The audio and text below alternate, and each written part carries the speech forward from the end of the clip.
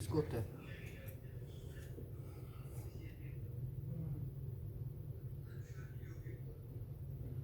आपको मैंने एक वर्ड यूज किया था अनसर्टेनिटी का, कि जब अनसर्टेनिटी होती है किसी चीज के बारे में, आप श्योर नहीं होते, तो you are facing the risk. Higher the uncertainty, higher will be the risk. जितना आप की अनसर्टन हो किसी चीज के बारे में, उतना ही ज्यादा आपको रिस्क फेस करना पड़ेगा। अगर फाइनेंस के पॉइंट ऑफ व्यू से बोले तो हम कहते हैं कि जिस तरह हाँ आपने जी, बोला स्क्रीन देख पा रहे हैं स्टूडेंट्स आप? Chances of success and failure हम बोलते हैं। तो बेसिकली रिस्क क्या होता है? अनसर्टेनिटी स्टूडेंट्स होती आप स्क्रीन देख पा रहे हैं? है। जब रिटर्न्स के दरमियान अनसर्टेनिटी होती है, उसको हम रिस्क बोलते हैं। मैंने बोला दो तरह के रिस्क होते हैं, एक यस सिस्टमैटिक सर। होता है, एक अनसिस्टमैटिक होता है। जी, इन दोनों में क्या तैयब, फर्क है?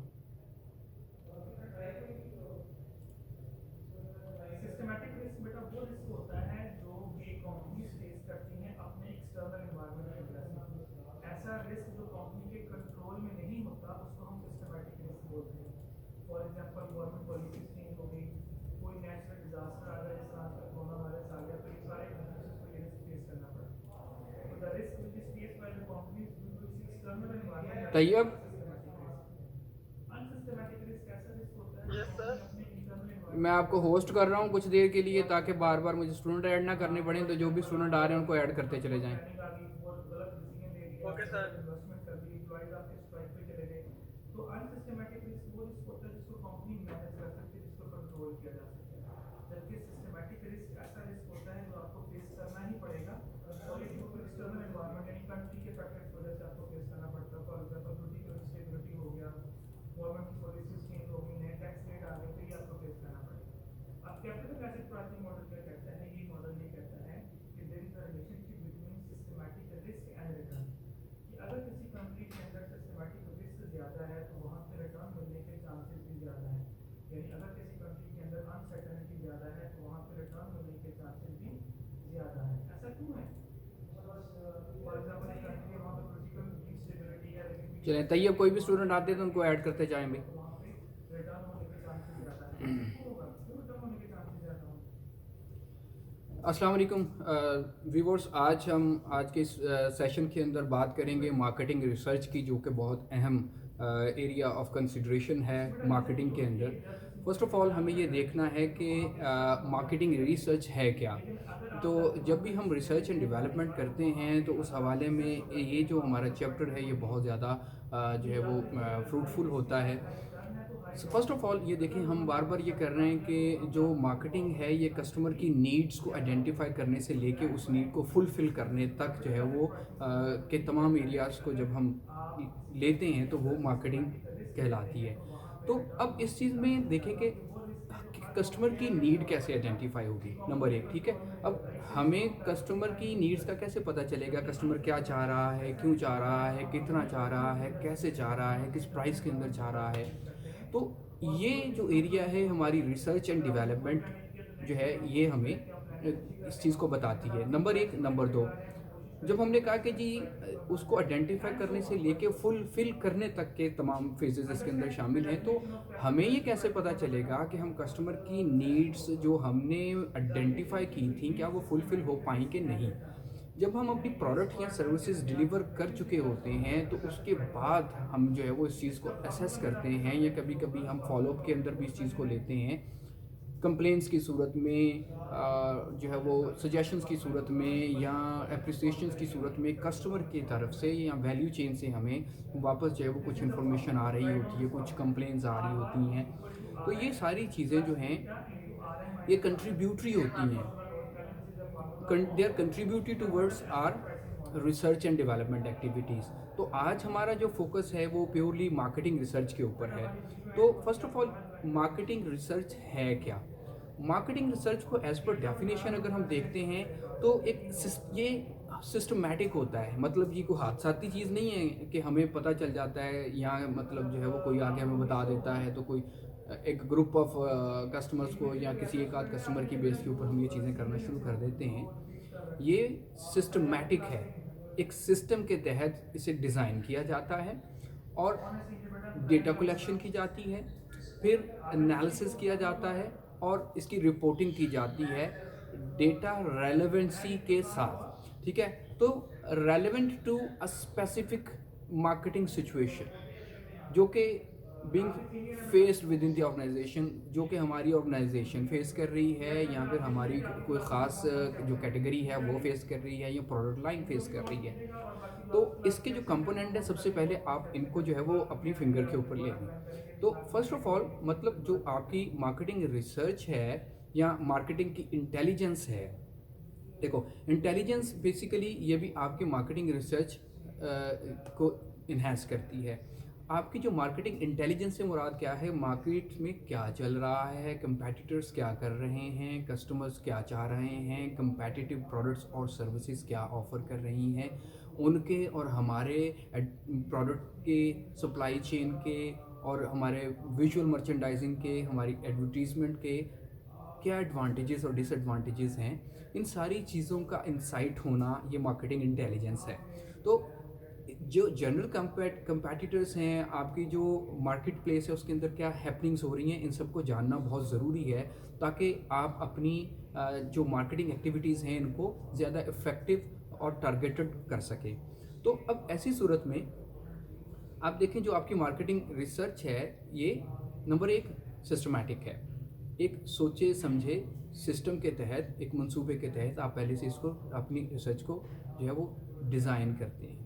ठीक है, डिज़ाइन करने के बाद आप डेटा कलेक्शन की तरफ जाते हैं। डेटा कलेक्शन के बाद आप उसको डेटा को एनालाइज करते हैं, जो भी कॉन्टेक्स्ट, जो भी सिचुएशन उस वक्त होती है, या जो भी प्रॉब्लम हम फेस कर रहे होते हैं उसके ऊपर। अच्छा, यहाँ मैंने एक लफ्ज़ इस्तेमाल किया है प्रॉब्लम। आम तौर पे रिसर्च के अंदर हम जिस चीज़ के ऊपर काम कर रहे होते हैं, जिस चीज़ के ऊपर हम रिसर्च कर रहे होते हैं, हम उसे एरिया ऑफ प्रॉब्लम या प्रॉब्लम एरिया या प्रॉब्लम स्टेटमेंट कहते हैं। यहाँ प्रॉब्लम से मुराद कोई नेगेटिव टर्म नहीं है। प्रॉब्लम से मुराद जो भी चीज़ हमारी अंडर कंसिडरेशन है रिसर्च के अंदर वो होती है। वो किसी अपॉर्चुनिटी को फाइंड करना भी हो सकता है, वो डेफिनेट किसी हमारे एक ख़ास ग्रुप ऑफ कस्टमर से फीडबैक लेना भी हो सकता है। वो चीज़ जो है वो हमारी एग्जिस्टिंग प्रोडक्ट और सर्विसेज की खूबियाँ और ख़ामियाँ जानना भी हो सकता है। तो मतलब प्रॉब्लम से मुराद यहाँ मसला नहीं है, प्रॉब्लम नेगेटिव चीज़ नहीं है। प्रॉब्लम से मुराद यहाँ पे area under consideration of our research है। ठीक है, अब यहाँ पे जब हम जो है वो एनालिसिस करते हैं तो फिर उसकी रिपोर्टिंग आती है डेटा की बुनियाद के ऊपर। डेटा के साथ प्ले करने के मुख्तलिफ जो है वो, यानी कि उसको एनालिसिस करने के मुख्तलिफ मेथड्स हैं, मुख्तलिफ मॉडल्स हैं, मुख्तलिफ मैथमेटिकल, स्टैटिस्टिकल और क्वालिटेटिव टूल्स हैं, जिसकी मदद से हम समझते हैं कि जो डेटा हमारे पास है वो क्या कहना चाह रहा है, उससे इंटरफेयर करके हमने क्या करना है, उससे हमने क्या चीज़ डिराइव करनी है, कैसे उस डेटा को समझना है। ठीक है, तो स्टेप बाय स्टेप हम चीज़ों को समझेंगे, और साथ साथ मेरी ये कोशिश होगी कि आपको रियल टाइम मार्केट के अंदर कुछ रियल टाइम प्रॉब्लम्स को आइडेंटिफाई करने के लिए भी जो है वो प्रोजेक्ट असाइन किया जाए, रिसर्च प्रोजेक्ट अपनी मार्केटिंग से रेलेवेंसी के साथ, ताकि आप हैंड ऑन कर सकें पूरी की पूरी मार्केटिंग रिसर्च की एक्टिविटीज़ को। अच्छा जी, फिर उसके बाद इस चीज़ को देखें कि जो इसका पूरे रिसर्च का जो प्रोसेस है वो क्या चीज़ है। ठीक है, तो रिसर्च का प्रोसेस हम देखते हैं। उससे पहले मैं आपको एक फ़्लो बताता हूँ थोड़ा सा, कि जब हम जो है वो मार्केटिंग रिसर्च करते हैं तो इसका जो प्रोसेस फ़्लो है वो क्या होता है। आप डिफ़ाइन करते हैं प्रॉब्लम एंड रिसर्च ऑब्जेक्टिव्स को। प्रॉब्लम जैसा कि मैं बता चुका, ये ज़रूरी नहीं है ये कोई दिस इज़ समथिंग नेगेटिव। मिसाल के तौर पे आप एक प्रोजेक्ट करते हैं जिसमें आपको कोई नया प्रोडक्ट लॉन्च करना है। ठीक है, अब नया प्रोडक्ट लॉन्च करने से पहले आपको जो है वो बहुत सारे सवालात हैं जिनका जवाब आपके पास होना बहुत ज़रूरी है। मिसाल के तौर पे अगर तो कोई ऐसी प्रोडक्ट है आपके पास कि जो प्रोडक्ट सिरे से नहीं है, तो उसके लिए आपकी जो रिसर्च डिज़ाइन होगा वो डिफरेंट होगा। अगर आपकी एग्जिस्टिंग प्रोडक्ट है और आप उसमें कोई डेवलपमेंट या बेहतरी लेके आना चाहते हैं, कोई इम्प्रूवमेंट लेके आना चाहते हैं, या किसी फीचर को कम करना चाहते हैं, एलिमिनेट करना चाहते हैं, बहुत सारी चीज़ें टेक्नोलॉजी के साथ साथ आउटडेट हो जाती हैं, आप आउटडेटेड चीज़ों को निकालना चाहते हैं, तो ये सारी चीज़ें आपका जो है वो प्रॉब्लम एरिया हो सकता है। ठीक है, चलें मैं यहाँ पे एग्जांपल लेता हूँ कि हम ये बात करते हैं कि हमने सस्टेनेबल प्रोडक्ट को लॉन्च करना है। सस्टेनेबल प्रोडक्ट्स क्या हैं? सस्टेनेबल से मुराद ये है कि ऐसी प्रोडक्ट्स और सर्विसेज जिससे एनवायरनमेंट, जिससे मैन्युफैक्चरिंग प्रोसेस और जिससे सप्लाई चेन और जिससे एंड कंज्यूमर महफूज रहे, ठीक है। मतलब वो इन सब चीज़ों के लिए महफूज हो या इन्हें कम से कम नुकसान पहुंचाए, ठीक है। तो हम ऐसी प्रोडक्ट ना बनाएं जिसके इनपुट्स जो हैं वो सस्टेनेबल नेचुरल रिसोर्स से नहीं आ रहे, ठीक है। जिससे नेचुरल रिसोर्स ख़त्म ना हो या जिससे इन्वायरमेंट में पोल्यूशन ना बढ़े। जैसा कि पॉलीथीन के जो शॉपिंग बैग हैं या शॉपर है या पॉलीथीन बैग्स हैं, इनके ऊपर पाकिस्तान में आपको पता है बैन लग गया हुआ है। उसकी वजह यह थी कि ये मल्टीपल डायमेंशन से जो है वो इन्वायरमेंट कंटेमिनेशन और पोल्यूशन को बढ़ा रहा था। तो अब उसके लिए हमें क्या अल्टरनेटिव है जी? नॉन वोवन या वोवन बैग्स आ गए हैं। वोवन मतलब जिनकी बुनती होती है कपड़े की वो वाली, और नॉन वोवन ऐसे फाइबर जिनकी बुनती नहीं होती, जो दीगर प्रोसेसेस से बनते हैं। अच्छा, तो अब यहाँ पे हम ये लेते हैं जी, हमने सस्टेनेबल प्रोडक्ट बनानी है, ठीक है। ऐसी प्रोडक्ट जो आपके जो है वो इनपुट के हवाले से इन्वायरमेंट फ्रेंडली हो, महफूज हो, आपके इंटरनल कस्टमर एम्प्लॉयज़ के लिए ड्यूरिंग मैन्युफैक्चरिंग प्रोसेस महफूज हो, सप्लाई चेन के अंदर किसी को नुकसान ना पहुँचाए, और जब टारगेट कस्टमर तक वो चीज़ पहुँचे तो वो उनके लिए भी किसी किस्म का कोई नुकसान ना हो। और उसके बाद उसका जो रेजिजुअल है, जो उसकी पैकिंग और पैकेजिंग है, वो इन्वायरमेंट को पोल्यूट ना करे, कंटेमिनेट ना करे और रिसाइकलेबल हो, ठीक है। या पेरिशेबल हो, जो कि खुद गल सड़ जाए और इन्वायरमेंट में मिक्स हो जाए। अच्छा, फिर यहाँ पे ये चीज़ लेनी है, मतलब मैंने ये कहा कि अभी हम बात कर रहे हैं कि मैं एक चीज़ को लेके चलूँगा और थ्रू आउट हम पूरे प्रोसेस में इसको लेंगे। We want to launch some new product which is sustainable, ठीक है। अब हम जो ये हमारा प्रॉब्लम एरिया है, इसके ऊपर हमने रिसर्च करनी है, ठीक है। अब इसके अंदर आप जो है वो बात कर लें, मिसाल के तौर पे मैं पैकेजिंग के ऊपर ही बात कर लें, तो पैकिंग एंड पैकेजिंग, ठीक है। आपकी जो कंटेनर है, जो पैकेजिंग है, जिसके अंदर आप अपनी चीज़ को जो है वो महफूज करके कस्टमर तक पहुंचा रहे हैं और साथ ही साथ आप अपने ब्रांड को प्रमोट कर रहे हैं, उसके ऊपर अपने ब्रांड नेम को लिख के, प्रोडक्ट की मुख्तलिफ खसूसियात और फीचर्स को लिख के, तो हम ये जानना चाहते हैं कि अगर हम कोई ऐसी पैकेजिंग डेवलप करें कि जो कि सस्टेनेबल पैकेजिंग हो, रिसाइकलेबल हो या पेरिशेबल हो, तो अब ऐसी सूरत में ये हमारा प्रॉब्लम एरिया हो गया, ठीक है, रिसर्च का प्रॉब्लम एरिया। अब हमने इसमें ऑब्जेक्टिव रखने हैं। रिसर्च ऑब्जेक्टिव क्या हैं? मिसाल के तौर पे फर्स्ट ऑफ ऑल ये हो सकता है कि हम रिसर्च ऑब्जेक्टिव इसमें ये रख लें कि जी आया कि लोग जो है वो अवेयर हैं सस्टेनेबल पैकेजिंग से, ठीक है। या यहाँ पे ये रिसर्च ऑब्जेक्टिव रखा जा सकता है कि जो पैकेजिंग की वजह से इन्वायरमेंट में या सस्टेनेबिलिटी में प्रॉब्लम्स आ रहे हैं, वो प्रॉब्लम उनसे कस्टमर आगाह है, ठीक है।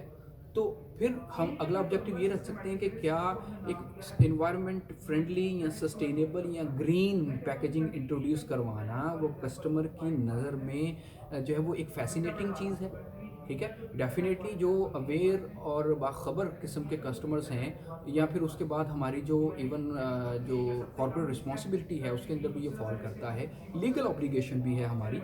तो ये हम ऐसे कुछ रिसर्च ऑब्जेक्टिव्स बना सकते हैं, ठीक है, कि इस रिसर्च को करने से उसी में मतलब उसकी कॉस्ट हो सकती है, कॉस्ट भी उसका एक ऑब्जेक्टिव हो सकता है, to evaluate different possibilities and possible alternatives of packaging के जो मुख्तलिफ कॉस्ट रखते हैं। इवन मैंने ये स्ट्रक्चर की बात की वोवन में बुनती वाला, जैसे कपड़ा है ना, कोई भी कपड़ा है ये आमतौर पे वोवन होता है, ठीक है। अभी इस वक्त जो आप फेस मास्क इस्तेमाल कर रहे हैं, इसका ये भी फैब्रिक की टाइप है, लेकिन ये वोवन नहीं है, ठीक है। इसका जो कंस्ट्रक्ट है वो नॉन वोवन है, मतलब इसका ऐसी टेक्नोलॉजी है जिसमें इसको बुना नहीं जाता, शीट को बनाया जाता है। तो अब उसके अलावा आप ये जो शॉपिंग बैग इस वक्त जो है वो एनवायरनमेंट फ्रेंडली या ग्रीन इस्तेमाल कर रहे हैं, या सेल्फ पेरिशेबल आप जो है वो शॉपिंग बैग इस्तेमाल कर रहे हैं, वो खुद ही आप बिल्कुल ब्रांड न्यू वो लेके आके रख लें उसको, वो मतलब 2 4 6 महीनों के अंदर खुद ही वो भुरभुरा होके वो डिज़ोल्व हो जाता है, एनवायरनमेंट फ्रेंडली है। तो ये आप इसके कुछ रिसर्च ऑब्जेक्टिव बना लें, ठीक है। रिसर्च ऑब्जेक्टिव बनाने के बाद आपने करना है develop the research plan for collecting information. आपने इंफॉर्मेशन कैसे कलेक्ट करनी है? अब इंफॉर्मेशन कलेक्ट करने के लिए आप जो है वो मिसाल के तौर पे मैं कुछ टूल्स बताता हूँ इंफॉर्मेशन कलेक्शन के लिए क्या हो सकते हैं।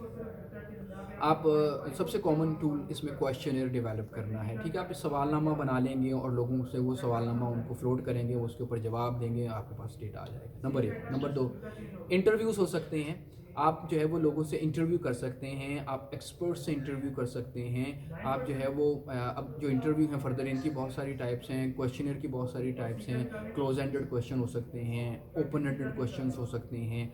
फिर जब हम इंटरव्यूज़ की बात करते हैं तो इंटरव्यूज़ भी स्ट्रक्चर्ड, सेमी स्ट्रक्चर्ड और अनस्ट्रक्चर्ड इंटरव्यू हो सकते हैं। फिर उसके बाद में इंटरव्यू आम लोगों से, इंटरव्यू ख़ास लोगों से, एक्सपर्ट से हो सकते हैं। फिर डिस्कशंस हो सकती हैं, हम एक्सपर्ट का डिस्कशन ग्रुप करवा सकते हैं, हम कस्टमर्स का डिस्कशन ग्रुप करवा सकते हैं, उसको मेंटोर करके उसमें से हम अपना डेटा जो है वो उसको एक्सट्रैक्ट कर सकते हैं। फिर उसके बाद ऑब्जर्वेशंस हैं, केस स्टडीज़ हैं, और इनके ज़रिए से हम डेटा कलेक्शन कर सकते हैं। बहुत सारे मल्टीपल मेथड्स हैं, ठीक है।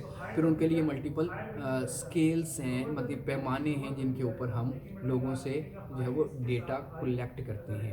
फिर जब हम डेटा कलेक्ट कर लेंगे तो हर टूल की अपनी एक टाइप होती है ना, कुछ क्वालिटेटिव डेटा लेके आते हैं, कुछ क्वांटिटेटिव डेटा लेके आते हैं। मिसाल के तौर पे अगर मैं किसी से उसका जो है वो लेवल ऑफ सेटिस्फेक्शन किसी चीज़ के लिए पूछता हूँ, तो level of satisfaction is something qualitative.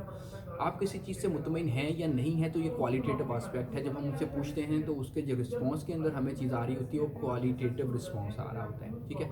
अच्छा, इसके बरक्स अगर मैं किसी से ये पूछता हूँ कि आप जब वो एक दिन के अंदर कितने सिगरेट पीते हैं, तो वो नंबर ऑफ सिगरेट्स बताएगा, तो इससे हमें क्वांटिटेटिव यानी कि न्यूमेरिक डेटा हासिल होता है। तो न्यूमेरिक डेटा के ऑपरेशंस थोड़े मुख्तलिफ हैं और जो क्वालिटेटिव डेटा है उसके ऑपरेशंस मुख्तलिफ हैं। उसको डेटा को लेना भी मुख्तलिफ है, उसके टूल मुख्तलिफ हैं, उसके मॉडल्स मुख्तलिफ हैं, फिर उसको एनालिसिस करने के तरीक़ाकार मुख्तलिफ हैं।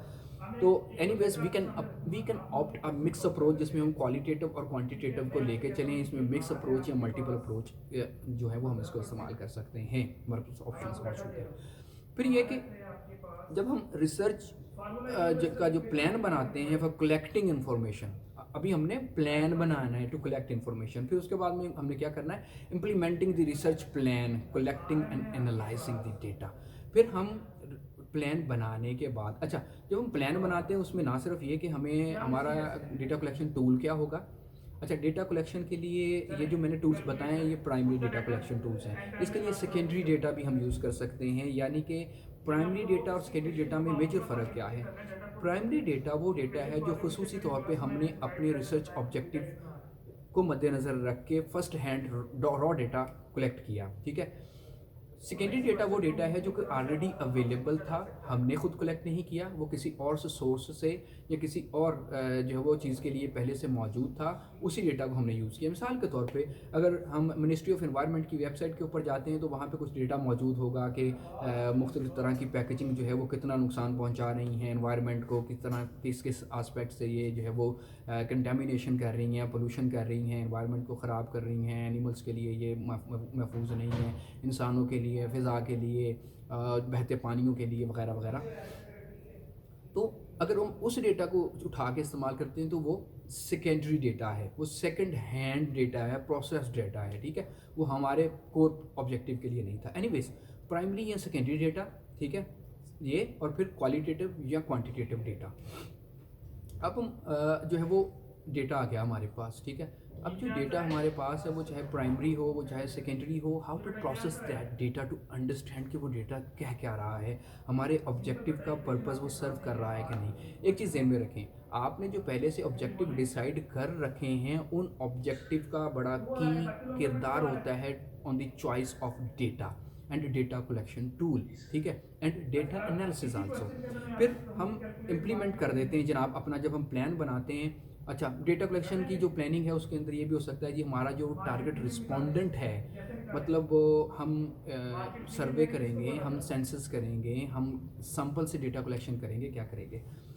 जो सेंसस होती है, अगर 100% ऑफ द पॉपुलेशन से हम डेटा कलेक्ट करते हैं तो ये सेंसस कहलाती है। जैसे कि मरदमशुमारी पूरे पाकिस्तान में की जाती है, सभी पाकिस्तानियों से जो किसी एक वक्त में अवेलेबल होते हैं, ज़िंदा होते हैं, उनसे डेटा कलेक्शन की जाती है। सेंसस 100% एज पर डेफिनेशन है, लेकिन प्रैक्टिकली ये मुमकिन नहीं होता कि आप 100% लोगों से डेटा ले सकें, ठीक है। तो एनीवेज इसको सेंसस कहते हैं। और जो सेंसस है इसके अंदर बहुत सारा पैसा, बहुत सारा वक्त और बहुत सारी रिसोर्स चाहिए होती है, जो कि कंपनीज़ के लिए मुमकिन नहीं होती। तो हम मूव करते हैं टूवर्ड्स दी सर्वे।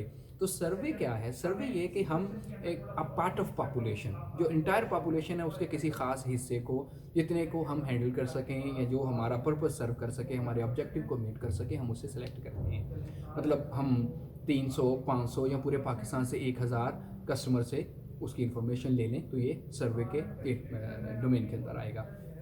अच्छा जी, प्लानिंग कर ली हमने। प्लानिंग करने के बाद हमने मूव करना है towards the implementation of the previously made plan. अब हम डेटा कलेक्शन शुरू कर देते हैं। अगर क्वेश्चनर बनाया था तो लोगों को देंगे जी, इसका जवाब दें। अगर इंटरव्यू करना है तो लोगों को इंटरव्यू करना शुरू कर देते हैं। अगर ऑब्जर्वेशन करनी है तो हम ऑब्जर्वेशंस करना शुरू कर देते हैं। तो केस स्टडी करनी है, हम केस स्टडी करना शुरू कर देते हैं और उससे जो भी डेटा कलेक्शन के या डेटा को रिकॉर्ड करने के उसके तरीकाकार हैं उनको ऑप्ट करना शुरू कर देते हैं। ठीक है, आज के सेशन में बड़ा जनरल सा रिव्यू दूंगा, फिर हम जो है वो 1 बाय 1 इसके मुख्तलिफ चीज़ों को देखते चले जाएंगे। अच्छा, उसके बाद जी जब हम इम्प्लीमेंट करते हैं तो उस डेटा कलेक्शन हमने कर ली। ठीक है, जब हम डेटा को कलेक्ट कर लेते हैं, डेटा कलेक्शन बहुत सारी टेक्निकल चीज़ें हैं ना। सबसे पहले मतलब ये चीज़ें हम जब इनफरादी तौर पे देखेंगे तो हर एक चीज़ को मेरा ख्याल है एक सेशन भी नाकाफ़ी होगा, लेकिन वी ट्राई टू केटर के हम इसको जब वो बड़े मुख्तसर अंदाज में प्रैक्टिकली लेके चलें। अच्छा, फिर उसके बाद जब हम डेटा कलेक्शन कर लेते हैं, डेटा को कलेक्ट करने के बाद हमें उस डेटा को एनालाइज करना होता है। उसके लिए जैसे कि मैंने बताया कि अगर आपका डेटा क्वालिटेटिव है तो उसके लिए क्वालिटेटिव एनालिसिस के जो भी टूल्स हैं, मेथड्स हैं वो लगाए जाते हैं। अगर क्वांटिटेटिव है तो उसके लिए मैथमेटिक या स्टैटिस्टिकल मुख्तलिफ टूल्स या सॉफ्टवेयर्स को इस्तेमाल किया जा सकता है। बेसिकली मॉडल्स या मेथड्स होते हैं या इक्वेशंस होती हैं, उन्हीं को लेके जब हम डेटा के ऊपर अप्लाई करते हैं तो अप्लाइड साइड में हमें वो डेटा जो भी रिजल्ट्स देता है वो हमारे काम आते हैं। अब मिसाल के तौर पे हमने जो है वो अपने उसी ऑब्जेक्टिव को पकड़े, हमने इंफॉर्मेशन लोगों तक स्प्रेड, हमने जो है वो क्वेश्चनर जब वो फ्लोट किया। अब क्वेश्चनर के ऊपर लोग हमें जवाब दे रहे हैं कि जी मिसाल के तौर पे हमने ये देखा जी आपने अपने इर्द गिर्द जो है वो सॉलिड वेस्ट मुख्तलिफ प्रोडक्ट्स का देखा है, किन शक्लों में देखा है। अब उसके अंदर वो प्रोडक्ट इटसेल्फ भी हो सकती है, जैसा कि प्लास्टिक का कोई टॉय है, जब वो जो है वो टूट फूट गया या इस्तेमाल के बाद फेंक दिया गया तो वो सॉलिड वेस्ट बन जाता है। ठीक है, वो बजाते ख़ुद भी हो सकता है। अक्सर हम जो है वो पेट बॉटल्स पीते हैं जो कि प्लास्टिक की होती हैं, तो पीने के फ़ौरन बाद लोग इनको थ्रो कर देते हैं। वो आपको जो है वो मुख्तलिफ टूरिस्ट रिजॉर्ट्स के ऊपर मिलेंगी, आपको सड़कों के ऊपर, गलियों के ऊपर और कचरों के ढेरों के ऊपर और पानी के सीवरेज के अंदर नज़र आती हैं। तो लोग इसके ऊपर क्या रिस्पॉन्स करते हैं जी, उन्होंने देखी हैं, नहीं देखी हैं, उनकी नज़र में ये प्रॉब्लम है कि नहीं है, तो वो रिस्पॉन्स देंगे इसके ऊपर। ठीक है, अब उनके उस डेटा को एनालाइज करना, ठीक है, या फिर आप यूँ कह लें कि एक पैकेज पहले जो है वो 100% मटेरियल से बन रहा है, आप कहें कि कोई ऐसा सजेशन लेके आ जाएं कि जी हम इसको 80% मटेरियल से बना सकते हैं, ये पहले एक चीज़ जो है वो नॉन पैरिशेबल है, हम इसको पैरिशेबल में कन्वर्ट करके इन्वायरमेंट फ्रेंडली चीज़ लेके आ रहे हैं, तो मतलब इन चीज़ों के ऊपर आप काम कर सकते हैं। जब आप डेटा को एनालिसिस करते हैं तो एनालिसिस फेज़ में वो आपके ऑब्जेक्टिव को सर्व करता है। ठीक है, तो अब उसमें देखते हैं कि हमारे कौन कौन से ऑब्जेक्टिव मीट हो गए हैं। ठीक है, हमने जो पहले ऑब्जेक्टिव रखे थे, हमारी जो एनालिसिस फेज़ के अंदर हमने डेटा को एनालाइज किया है, क्या हमारा एनालिसिस या हमारी जो फाइंडिंग है हमारे उन ऑब्जेक्टिव्स को सर्व कर रही है, फिर कौन कौन सा ऑब्जेक्टिव हमारा सर्व हो रहा है और कौन कौन सा ऑब्जेक्टिव हमारा सर्व नहीं हो सकता। रिसर्च हाइपोथेसिस बेस्ड भी हो सकती है। ऑब्जेक्टिव की जगह आप हाइपोथेसिस बना सकते हैं, मफरूज़े बना सकते हैं कि आया कि ऐसा है या नहीं है, जिसमें नल हाइपोथेसिस और अल्टरनेटिव हाइपोथेसिस हम इस्तेमाल करते हैं। तो आमतौर पे रिसर्च के अंदर हम रिसर्च ऑब्जेक्टिव मार्केटिंग के अंदर ज़्यादा बनाते हैं। अच्छा जी, फिर उसके बाद में जी हमें we need to interpret those findings. तो हम उसकी एक रिसर्च रिपोर्ट बनाते हैं, interpreting and reporting the findings, जिसके अंदर हम ग्राफ्स की सूरत में, जिसके अंदर हम जो है वो मुख्तलिफ टेबल्स की सूरत में, स्टैटिस्टिकली अगर हम जाते हैं तो रिग्रेशन, कोरिलेशन और कोएफिशिएंट्स वगैरह हम जो है वो उसके अंदर देखते हैं, कोवेरिएशंस देखते हैं। अगर हम मैथमेटिकली चले जाएं तो हम उनके सेट, सबसेट वगैरह और उसकी जो है वो इवन उनके फ्लो चार्ट दे सकते हैं, हम उसके अंदर हायरार्की देख सकते हैं चीज़ों की कि या प्रायोरिटीज़ देख सकते हैं। डिसीजन मेकिंग के मुख्तलिफ मॉडल हैं जिसमें मल्टी क्राइटेरिया डिसीजन मेकिंग है, जिसमें आजकल जो है वो बहुत ज़्यादा कॉमन जो चीज़ चल रही है, क्योंकि आज का दौर सारे का सारा जो है वो जो लोग इंटरेक्टिव हैं ज़िंदगी के अंदर, वो सोशल मीडिया के ऊपर या इंटरनेट के ऊपर अपनी ज़्यादातर जो है वो टाइम और एफर्ट्स को डेडिकेट कर रहे हैं। आपकी ऑलमोस्ट ज़्यादातर चीज़ें जो है वो ऑनलाइन होती चली जा रही हैं, जिससे मतलब हमारे पास समझें कि डेटा के ढेरों के ढेर मौजूद हैं। तो इतने बड़े पैमाने पे या वसी पैमाने के ऊपर डेटा को हैंडल करने के लिए हमें बिग डेटा एनालिटिक्स या big data analysis, data mining एक पुरानी टर्म होगी जिसमें डेटा होता था, हम उसको माइन करते थे अपने पर्पस के हिसाब से। तो बिग डेटा एनालिसिस हो रहा है। उसकी एक बड़ी एग्जांपल मैं आपको दूंगा। आप देखें, अगर फॉर एग्जांपल विंटर है तो विंटर के अंदर आप जो है वो ब्लेजर्स या गर्म जो है वो स्वेटर या गर्म कोट जो है वो ऑनलाइन ढूंढ रहे हैं। अच्छा, जो ही आप उनको ऑनलाइन ढूंढते हैं और ख़रीदें या ना ख़रीदें, उसके बाद जो ही आप अपना जो है वो फेसबुक खोलेंगे, ट्विटर खोलेंगे या इंस्टाग्राम खोलेंगे या कोई भी और सर्च करते हैं, तो उसके अंदर आपको साइड बार के ऊपर बैनर मुख्तलिफ नज़र आ रहे होते हैं। इवन ईमेल खोलें तो साइड बैनर नज़र आ रहे होते हैं। तो अगर आपने पिछले कुछ वक्तों के अंदर जो है वो गर्म कपड़ों को सर्च करने के लिए जो है वो अपना कोई टाइम सर्व किया है, तो आपके वो जो कैशे या कुकीज़, अक्सर आप देखें ना, आप जिस वेबसाइट को भी खोलते हैं तो वो कहते हैं जी हम हमारी एक कुकी पॉलिसी है और हम अपने कुकीज़ लेते हैं। आईटी की टर्म है वो। कुकीज़ से मुराद ये है, आप जब सर्च करते हैं तो आपने किन टर्म्स के साथ सर्च किया, किस वक्त में सर्च किया, जो है वो कौन सी चीज़ों को सर्च किया, वो आपके कुकीज़ जो हैं वो उनको ले, आपका आईपी एड्रेस वगैरह, आपके यूज़र आईडीज़ वगैरह, ये चीज़ें वो लेता है। वो आपके कुकीज़ लेता है और प्रेफरेंसेस लेता है, ठीक है। तो जो ही आप अपना ईमेल खोलते हैं तो जो भी बैनर्स आ रहे होते हैं, जो भी एडवर्टीजमेंट आ रही होती है वो, या फिर आपको इवन आपके इनबॉक्स के अंदर ईमेल आ रहे होते हैं कस्टमाइज्ड कि जनाब ये जी डाइनर है, या ये आपकी जो है वो चारकोल है, या बोनांजा है, या ऑक्सफोर्ड है, इनके ये प्रोडक्ट्स जो हैं वो देखें। तो अब ये इतनी ज़्यादा कस्टमाइज्ड और टेलर मेड और बिल्कुल आप जो ढूंढ रहे थे उसी किस्म के ऐड पेश करना, ये क्या चीज़ है? ये बेसिकली आपका जो जितना भी कैशे का डेटा होता है, it is being processed at the back and. और बहुत सारी चीज़ें प्रोसेस करने के बाद इसलिए ये होता है कि मतलब ये सरप्राइजिंगली जो चीज़ आप पिछले कुछ अरसे में ढूंढ रहे होते हैं, ठीक है, वो कोई प्रोडक्ट्स हो सकती हैं, वो कुछ सर्विसेज हो सकती हैं, वो कोई भी चीज़ हो सकती है, तो वो उससे रिलेटेड ऐड आपको आते हैं। तो मतलब बहुत ज़्यादा स्मार्ट हो चुका हुआ है आपके डेटा को एनालिसिस करना और फिर एनालिसिस करके आपके लिए कस्टमाइज्ड ऐड को प्रोड्यूस करना। तो ये एक जो है वो चार जो है वो इसके प्रोसेस के एरियाज़ हैं, जिसमें हमने बात की कि डेफिनेशन ऑफ प्रॉब्लम एरिया या area to be consideration for your research, और उसके ऑब्जेक्टिव क्या होंगे, ठीक है, नंबर एक। नंबर दो, फिर आपका जो आप डेवलप करते हैं अपने रिसर्च प्लान, जिसमें डेटा कलेक्शन और उसके एनालिसिस का मेथडोलॉजी और उसका जो टारगेट ऑडियंस है या उसका जो सैंपल है वो क्या होगा, ठीक है। फिर उसके बाद जब डेटा आपके पास, उसके टूल कौन से होंगे, जब ये चीज़ आपके पास आ जाती है तो you move on to the next level. आप क्या करते हैं, उस रिसर्च प्लान को इम्प्लीमेंट करके डेटा कलेक्शन शुरू कर देते हैं, और जो डेटा कलेक्शन आपके पास आती है उसको फीड करते हैं, फीड करके उसको डेटा को एनालाइज करते हैं, ठीक है। ये इसी तरह से है जैसे हम जब वो कोड डी कोड वगैरह हम करते हैं और फिर उसको इंटरप्रेट करते हैं, ठीक है। कोडिंग करते हैं, प्रोसेस करें, उसको डी कोड करें और उससे रिपोर्ट जनरेट करें। तो जब आपके पास डेटा आ जाता है, उस डेटा को प्रोसेस करके you convert that data into a report, ठीक है। वो रिपोर्ट जो है वो टेबल पे बेस हो सकती है, वो ग्राफिकल रिप्रेजेंटेशन हो सकती है, वो जो है वो कुछ स्टैटिस्टिक्स हो सकते हैं। तो इसके लिए प्रॉपर सॉफ्टवेयर्स मौजूद हैं, वो क्वालिटेटिव डेटा हो या क्वांटिटेटिव डेटा हो।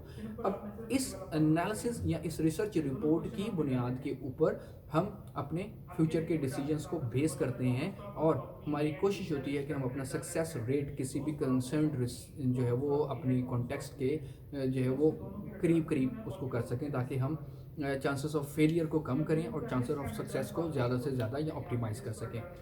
अब यहाँ पे ये चीज़ है, higher the information higher the chances of success, ठीक है। लेकिन तब जबकि आप उस इंफॉर्मेशन को अच्छे तरीके से इस्तेमाल करने के काबिल हों। तो आज के हमारे सेशन के अंदर हमने मार्केटिंग रिसर्च, उसके प्रोसेस को जिक्र किया। तो अगले कुछ सेशंस के अंदर हम इसी को साथ लेके चलेंगे। तो आज के सेशन में इसको मैंने कंक्लूड किया। अगली बात जो एज एन असाइन मैं आपको असाइन कर रहा हूँ वो ये है कि अब आप लोगों ने मार्केटिंग के जितने भी आप लोग हैं, आप लोग जो हैं वो एक ग्रुप बनाएंगे, ग्रुप ऑफ 3, ठीक है। तो उसमें कम से कम हर ग्रुप के अंदर कम से कम एक लड़की और दो लड़के हो सकते हैं। किसी भी एक ग्रुप के अंदर आप प्रेफरेबली कोशिश करें कि दो लड़कियां ना हों। उसकी वजह ये होती है कि जब आप फील्ड में जाते हैं तो फिर आपको जो है वो थोड़ी सी सहूलत रहती है, या अगर आपका रेशो बेहतर है तो उसमें आप यूँ कर सकते हैं कि दो लड़कियां और साथ में एक लड़का हो जाए। लेकिन to be very much practical, हमारे लोकल कॉन्टेक्स्ट के अंदर अगर एक लड़का किसी ग्रुप में और दो लड़कियां होती हैं तो वो थोड़ा सा मतलब जो काम या परफॉर्मेंस का रेशो है वो ख़राब हो जाता है। तो आई वुड सजेस्ट कि आप जो है वो हर ग्रुप के अंदर दो लड़के और किसी एक लड़की को जिनके साथ आपकी वर्किंग जो है वो माइंडसेट ज़्यादा अच्छे फ्लो के अंदर है, आप उनको ले लें, ठीक है। और ये काम आपने करना है, इस वक्त जो है वो तकरीबन 3 बजे हैं, तो आपने जो है वो कोशिश करें कि कल, बल्कि डेडलाइन आपको दे रहा हूँ मैं, कल दिन 12 बजे, ठीक है, कल दिन 12 बजे तक आपने मुझे जो है वो क्लास वर्क 100 के ऊपर अपना 3 लोगों का ग्रुप भेजना है, ठीक है। और अपना जो रिसर्च का प्रॉब्लम स्टेटमेंट है कि आप किस चीज़ के ऊपर जो है वो रिसर्च करना चाहते हैं, वो मुझे सेंड करना है ईमेल के ज़रिए से। 12 बजे के बाद आने वाला कोई भी जो प्रपोज़ल है वो नाकाबिल कबूल होगा। तो इसके लिए मज़ीद मेरा व्हाट्सएप जो है वो आपके पास अवेलेबल है, और आप जो है वो मुझे रीज़नेबल टाइम में कभी भी मैसेज कर सकते हैं। और ये जो चीज़ें मैं आपको बता रहा हूँ, दीज आर यूड से कि दीज आर रूल्स, हाँ, मैं इन्हीं के ऊपर काम करता हूँ, आप इसको डेविएट नहीं कर सकते। 3 से ज़्यादा का ग्रुप नहीं होगा, ठीक है। और हर ग्रुप के अंदर मैक्सिमम कोशिश करें कि एक ही लड़की हो ना, दूसरी लड़की ना हो। तो इस तरह से आप ग्रुप बनाएं। इसके मल्टीपल एडवांटेजेस हैं। एक तो आप जब भी प्रैक्टिकल लाइफ में जाते हैं तो you need to work cross gender, आपको मेल फीमेल के साथ काम करना होता है। तो अभी से उस प्रैक्टिस को एक्सरसाइज करना, ताकि आप जो है वो को एग्जिस्ट करना सीखें, आप साथ में काम करना सीखें, प्रोफेशनलिज्म डेवलप करना हमारा जो है वो इस चीज़ के पीछे मेरा मकसद है। तो इस चीज़ के ऊपर आप वर्किंग करें। 19 जनवरी 12 बजे तक आपने अपने जो है वो मुझे ये अपनी ग्रुप फॉर्मेशन 3 लोगों की, उनके नाम, रोल नंबर और आपका जो प्रॉब्लम स्टेटमेंट है मार्केटिंग से रिलेटेड, ठीक है, और वो आप मुझे सेंड करें। और उसका जब मैं अप्रूवल दूंगा फिर आप उसके ऊपर नेक्स्ट काम करना शुरू कर देंगे। तो thank you very much for staying live in our today's session. आपके कोई भी जो है वो आप कोई कमेंट करना चाहते हैं, कोई तनकीद करना चाहते हैं, कोई क्वेश्चन करना चाहते हैं, कमेंट बॉक्स हाजिर है। Thank you very much for being live in our today's session. Allah हाफिज़। जी स्टूडेंट्स, कोई सवाल आपका हो आज के सेशन के हवाले से तो प्लीज़।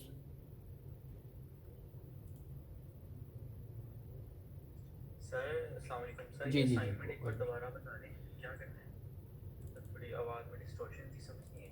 अच्छा जी, ये चीज़ आपके लिए जो है वो अवेलेबल होगी जिस तरह से, क्योंकि आज ना कोई शायद प्रॉब्लम आ रहा है यूट्यूब के ऊपर, उसकी वजह से लाइव सेशन उसके ऊपर नहीं चल पा रहा। तो I will upload this video at the channel for your facilitation. तो आपको एक ग्रुप बनाना है 3 लोगों का, जिसमें जो है वो